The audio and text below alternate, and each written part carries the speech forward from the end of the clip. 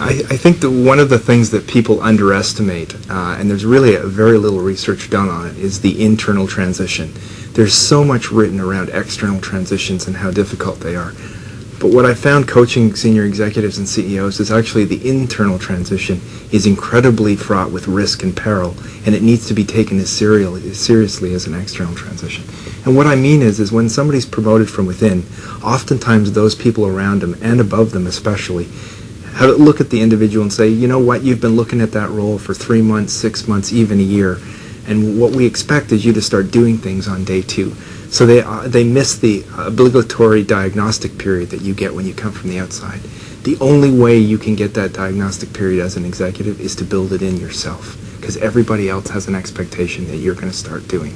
And what we find is people start to derail and outright fail in a very short period of time because they try and do all of the things that are on everybody's agenda. You know, they boil the ocean, and as a result, their overall impact is completely diluted, and they begin to fail. So number 1, when you're through an internal transition, make sure you build the diagnostic period. Number 2, within that diagnostic period, look at the organizational design, look at your team, because you've been promoted through your peer group typically, and you need to reestablish yourself as a leader, who's in the boat, who's not.